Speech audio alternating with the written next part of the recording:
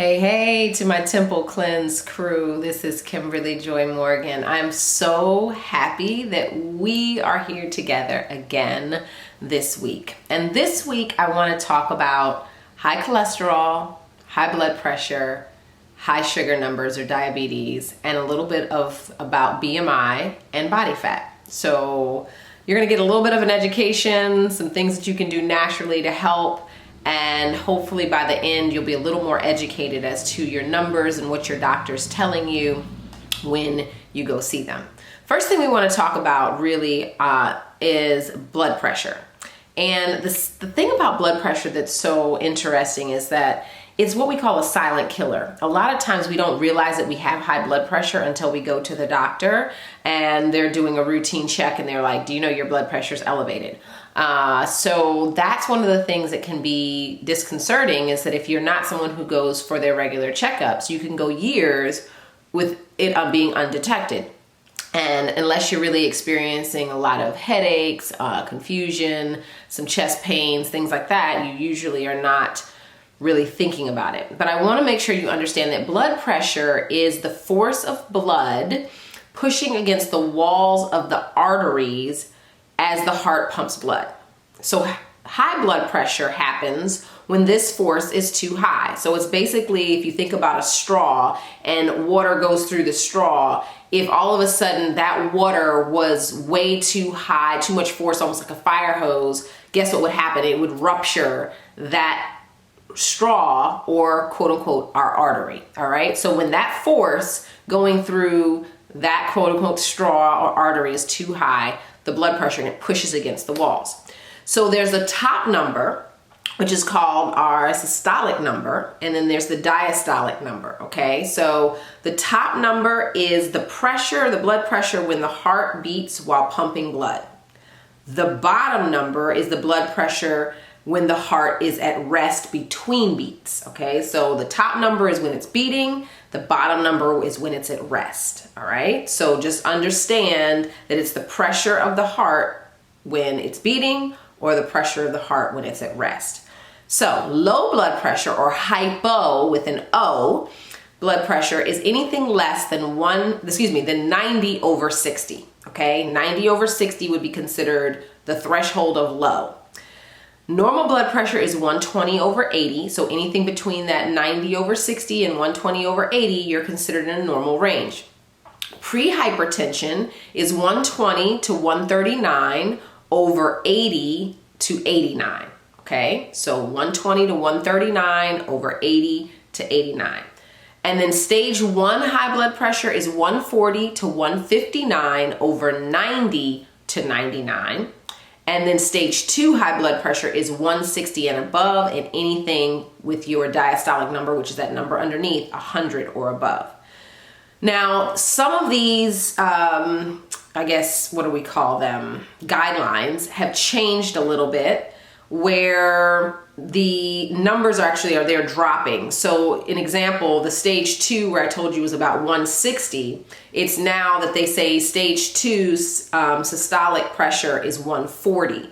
So it's really helping people to take into consideration, and I say it's a good thing. Like, I'd rather be alerted earlier on than be somewhere at 160 where they consider me hypertensive in a really, really, really bad way. So 140 is now that threshold of being at a high level stage 2 hypertensive. Okay. And then hypertensive crisis, which is 180 over 120. So I don't know what your numbers are, but I wanted to make sure that you were aware of what blood pressure is and how it can affect you as far as your numbers are concerned when they tell you. So things that can kind of risk factors increase can be your age. Anytime you're over 45, basically women over 65, just so you know, family history of high blood pressure, your race. Sometimes it's common among African Americans, as we've talked about before. I'm looking at my notes, sorry about that. Not being overweight can be one of those things. So getting our weight under control is a really great way in which we can, help ourselves. Tobacco use does not help us with blood pressure. So hopefully you're not doing that. Too much alcohol, too little potassium in your diet. So getting things like Bananas in your diet, pumpkin seeds, things like that can be helpful. Stress is a huge factor with cholesterol, but high blood pressure. It's also with cholesterol as well, but with high blood pressure and certain chronic conditions can increase. Like if you have kidney disease, that's why they'll send you to someone who specializes in the kidneys with renal disease and things like that. And sleep apnea can also affect, and so can pregnancy at times. So want to make sure that you're aware of that. We're not going to go into all the things about it. This is just an overview, but I do also want to let you know some of the things that you can do to help yourself in that process. So one of the things I want you to think about, let me just give you some of the common, signs of high blood pressure: dizziness and lightheadedness, fainting, dehydration, or unusual thirst, blurred vision, lack of concentration, nausea, cold, clammy, pale skin, rapid and shallow breathing, fatigue, and depression. All right, those can all be signs that you have something going on. Low blood pressure signs can be prolonged bed rest, pregnancy, decrease in blood volume, heart problems, things like that. Okay, we don't usually have the low blood pressure issue, but if you do, let me know. Some of the things we want to make sure that we're not doing when we have high blood pressure: consuming a lot of alcohol, of course, high sodium foods. We want to get rid of the trans fats. We want to reduce the sugar and caffeine. Okay, so things that you can do to help blood pressure symptoms: eating a Mediterranean diet. So when you finish with Temple Cleanse, transition into a great Mediterranean diet. That's where you're getting a lot of omega-3s, even taking an omega-3 supplement. Omega-3s come in like walnuts. You can also have it with flaxseed, chia seeds, and salmon, wild-caught salmon. Basically high potassium foods that we talked about. So that will help you as well. Coconut water, melons, avocados, bananas, those types of things.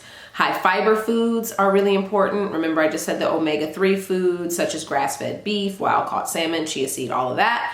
Apple cider vinegar in the morning is really, really helpful. And white tea and dark chocolate also help.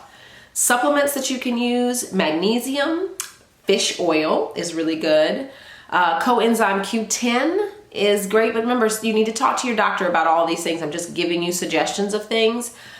Eating some cacao nibs are really good as well. They're very bitter, but they're great in like berries. It offsets it really nicely. Cacao nibs is just basically unrefined chocolate, so it doesn't have any, hasn't been processed at all. And then garlic can be helpful as well. And increasing your exercise. Okay, so we went through that one. I know that was long, but I wanted to make sure you had some information there. The next one is diabetes. Let's talk about diabetes a little bit. All right, so one of the things that we know is that type 2 diabetes comes from an increase in insulin in the body because you're consuming too much sugar, and insulin is the thing that allows the sugar to be dispersed into the body. So it is a preventable and reversible condition. So understand that if you have type 2 diabetes, it doesn't mean that you are sentenced to this for the rest of your life if you are willing to make some changes, all right? But you have to be willing to make changes. So let's go through just a little bit, understanding the causes of type 2 diabetes. It's unlike type 1. Type 1 is usually juvenile diabetes or something that starts when you're younger, which is very different. But it's caused by insulin resistance, which means that the hormone insulin is being released, but the person doesn't respond to it appropriately because it's happened over and over again. It's kind of like you become resistant to, and I know this sounds crazy, but if someone who ever drank, guess what? If you drink too much alcohol, it takes more alcohol in order for you to have that same effect. Or a drug addict needs to take more drugs to get that same high. The same thing with your body and insulin. No longer does your body respond to it. And so now you have your body is no longer responding to the insulin, the hormone that's being released into the bloodstream. And so you have all of this sugar floating around in your bloodstream that now makes you have quote unquote high sugar. So hopefully that helped in understanding that. So poor diet, being overweight, having high levels of inflammation in the body, living a sedentary lifestyle, so not getting out and exercising, experiencing high amounts of stress. Stress for all three of these conditions is high. So if you can reduce your amount of stress in your body, fabulous, right? You got to figure out what's important, what's not important, what to worry about, and what to give over to God. Like if I'm worried about that I turn the stove off, I need to turn a wreck around and go figure that out at home. But things that I cannot control, I just have to give over to the Lord and say, hey, you're gonna have to take this one, but I got to take this off my shoulders and back. So you do the same. All right. So also having a family history of diabetes, especially in parents or siblings, can be something that you need to look at. Having high blood sugar as a history of heart disease. So those are some of the things that you can develop. Also being exposed to toxins, viruses, things like that, and medications. So now how can we reverse diabetes? One thing we want to do is we want to stay away from refined sugars. Those are the things that spike our glucose levels, soda, fruit juices, things like that. So we want to make sure that we are consuming just berries. If you really do have diabetes, blueberries, strawberries, raspberries, blackberries, things like that, staying away from the high glycemic index fruits.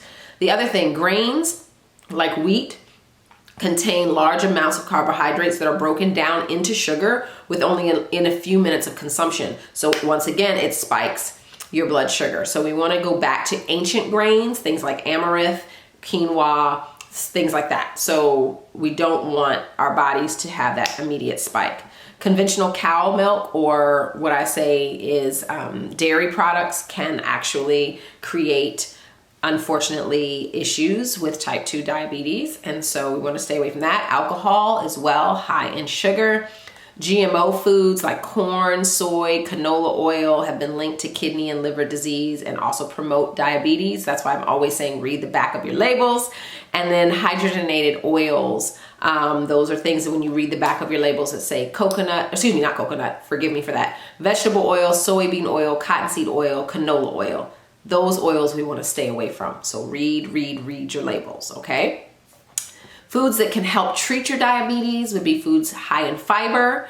Those foods, like Brussels sprouts, beans, artichokes, avocados, berries, nuts, seeds, chia seeds, flax seeds, all of that kind of good stuff. All right. I've got so much information. I'm sorry, I can't zone too much in, but I'm trying to make sure I don't miss anything because I took these notes. Also, let's see, foods high in chromium. Those are good. Things like broccoli is really good. Grass-fed beef. Brewer's yeast, things like that are good, okay? Magnesium-rich foods are really good as well. I also always tell people they can take 500 milligrams of magnesium before they go to bed. It can help you with sleep, and it can also help with your sugar in your body as well. And so we want to make sure things like spinach, chard, pumpkin seeds, almonds, black beans, those are types of things that you can use with high magnesium levels to help. Healthy fats, avocados, all of that kind of good stuff, olive oil, avocado oil, flaxseed oil, pumpkin seed oil, all of those things, highly beneficial. Make sure you're getting clean protein in. We talked a little bit about eating protein, carbohydrates, and fats together to help reduce the insulin spike. We did that last week, but continue to remember that. And then foods with a low glycemic index. And so remember, take a look at those glycemic indexes of the fruits and vegetables that you're consuming so that you can understand where am I falling in this category. So foods with a low glycemic index include things like non-starchy vegetables, stone fruits and berries, nuts, seeds, avocados, coconut, organic meat, eggs, wild-caught fish, and raw dairy. Okay, so those are some of the things that can be helpful. I'm not going to talk too much about supplements and things like that. I'm going to stay just with the foods and the things that we can eat. So that is number 2. The next one is cholesterol. And a lot of us have cholesterol in our blood. And basically, we want to make sure that some cholesterol is good. HDL is good, the good cholesterol, but we want to stay away from the bad cholesterol. So I want to give you an understanding of healthy cholesterol levels. So total cholesterol altogether, below 200 is desirable, all right? Below 200, desirable. 200 to 239 is borderline high, and 240 and above is high cholesterol. So remember, your LDL, which is your low lipid density, or your low density lipid cholesterol, is ideal for people where we want that have high risk of heart disease. If you in your family you have you want to make sure that LDL number is below 70. Okay, that's for me. because my dad had heart disease, had a heart attack. Okay, so for ideal for people at the risk of heart disease is 100, below 100, okay? So very high risk of heart disease, ideal for people with a risk for heart disease, and then anything where we don't want, near ideal is 100 to 139, borderline is 130 to 159, high is 160 to 189, and very high is 190. So that's for your LDL number alone, not the combined number. Remember I talked about our combined number, we want lower than 200. But so remember, if your LDL, we want to really strive to be 100 or below. That's what I always say. They say near ideal is 130, but I say, look, stay that 100 or below. So HDL is basically below 40 for men would be poor. Okay, so you want that number to be higher. So when we think about the two numbers to get to the total of 200, you want your HDL to be higher. So that's why I want my LDL to be like 70, and I'd like my HDL, if I'm going to 200, to be 130. Does that make sense? I hope that I'm explaining myself clearly. So if your HDL is below 40 for men and below 50 for women, you have poor HDL, and you need to start including healthy fats in your diet pronto. So just understand that if you're 50 to 59, that's better. And if you're at 60 and above, remember we want to go above, that's best. Okay. So remember, we want that number to be below 200, but so we don't really want 130. But what I'm trying to tell you is that we want the majority of that number for our cholesterol to be comprised of our HDL. Okay. Triglycerides. We're not going to talk about those today. We'll talk about those another time. I'll throw them into another lesson. So dangers of high cholesterol, literally can stop the flow of blood in those arteries. So it's almost like having that straw, and instead of it just being about the pressure, it literally is now let's say you have little pebbles stuck in that straw, and now you're trying to push the water, your blood, through it, and it gets caught with these pebbles, some of them being bigger or smaller. And so we want to make sure that we don't have that plaque buildup in our arteries, which is how high cholesterol, what that does to the body, okay? So ways in which we can lower our cholesterol is to consume olive oil, use it on your salads, use it in your stir fries or your spreads, things that you do. You don't want to heat olive oil too high because it can become carcinogenic. We want to increase our vegetable intake. We want to increase our nut intake, seeds as well, salmon, turmeric, garlic, okra, beans and legumes, green tea, avocados, gluten-free whole grains. So those are some of the things we want to add into our diet. The things we want to avoid: sugar, refined carbohydrates, caffeine, alcohol, trans fats. These are all things that we want to stay away from. There are a lot of supplements and things that you can add to help. I'm not going to provide those. I want you to think about healthy foods and changing your diet and understanding the importance of this. Number one, we don't want too much pressure going through the straw because it can burst the straw, burst our arteries. We don't want pebbles in our straw because that becomes problematic. For our fats and our diabetes, we don't want too much sugar because then our body and our liver doesn't know what to do with it, and it's like having too much lotion on and you just wipe it everywhere, and then our body becomes resistant to, just like a drug addict, to the effects of the drug. If you think about insulin, even though it's a hormone, being that you need it to normalize the blood sugar, and when you can't work anymore because you've tapped into it so much that your body no longer can respond to the insulin, you become insulin resistant, and then that sugar is just floating through the bloodstream. All right, so I know that was a lot of information. I hope that it was helpful. I do want to help you understand that body fat and BMI are two totally different things. BMI is measuring your height and your weight and telling you, are you in a good, healthy zone? I know a lot of times people can be extremely healthy and have high BMI that shows them that they are obese.